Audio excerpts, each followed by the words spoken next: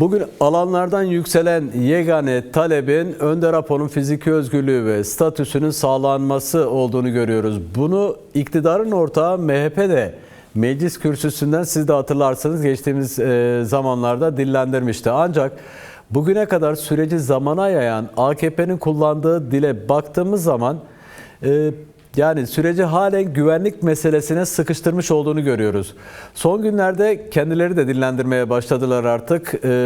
Bugün Cumhurbaşkanı Erdoğan grup toplantısında da dillendirdi.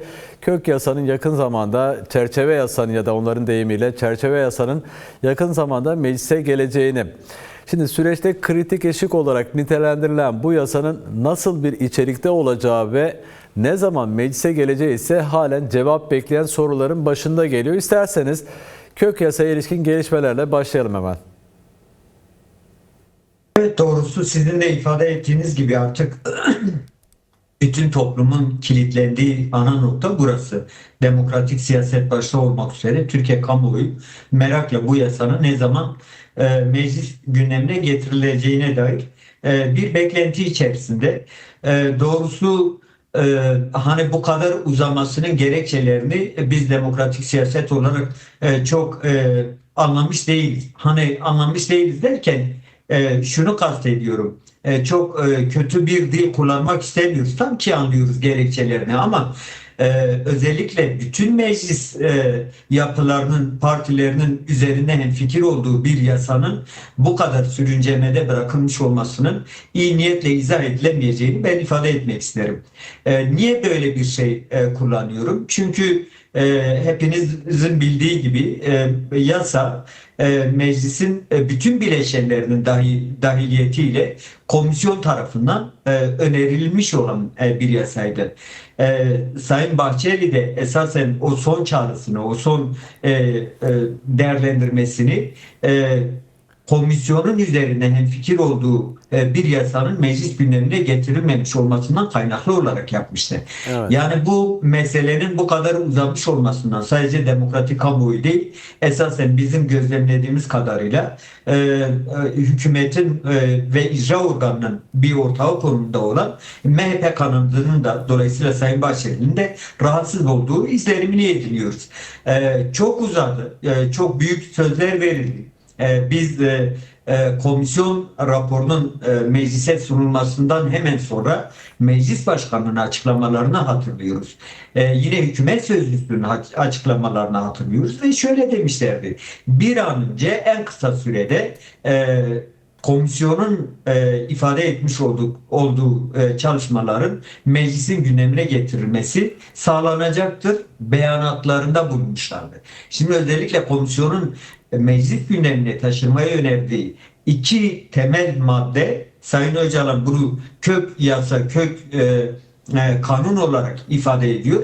Evet, o iki maddede, 6. ve 7. maddede aslında buna şey yapılmıştı, formüle edilmişti. Meclisin nasıl çalışması gerektiğini, ne yapması gerektiğini bir an önce taşın altına, deyim yerindeyse, elini koyma suretiyle bu sürecin yol haritasını çıkarmasının parametreleri o iki maddede vardı. Hükümetin bütün organları da başta meclis başkanı olmak üzere yine Sayın Erdoğan da o dönem ifade etmişti. Bir an önce bunları meclis gündemine getirip yasallaştıracağız. En son Sayın Öcalan'ın İmralı'da yapmış olduğu görüşmede de şunu çok açık bir şekilde ifade etmişti. Israrcı ve aceleciyiz demişti. Yani bu yasanın hücre diye tanımladığı yasanın bir an önce çıkarılması ve buna bağlı olarak sürecin doğru bir mimariye oturtulmasının parametrelerinde ısrarcı olduğunu Sayın Öcalan ifade etmişti. Ve aldığımız duyumlara göre de Sayın Öcalan bu konuda devletin elini kolaylaştıracak, devleti ve hükümeti doğru bir rotaya koyabilecek noktada çok ciddi bir sorumluluk almış durumda. Toplumda bir temkinli yaklaşım söz konusu değil. Hükümetin bu konudaki tutumu baştan itibaren ortaya koymuş olduğu o sürece yayma, ipe un serme tutumu toplumda muazzam bir öfkeye ve tedirginliğe neden olmuştur. Tersine toplumda muazzam bir konsensüs var. İttifak var. Bu ittifakın adı nedir? Kürt sorunu çözülmeli. Demokratik tahammüller çerçevesinde Kürt sorunu bir an önce çözülmeli. Türkiye demokratikleştirilmeli. Toplum bunu bekliyor. Toplum bunu arzu ediyor.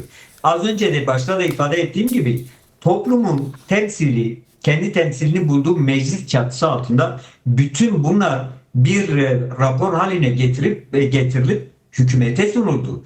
Meclis başkanlığına sunuldu. Şu an meclis başkanlığının raflarında ya da masasının önünde duruyor o. Bu toplumun talebiydi. Hepimiz biliyoruz. Evet. Meclis çalışması sürecinde toplumsal bütün dinamikler meclise gitti ve komisyona taleplerini ifade etti.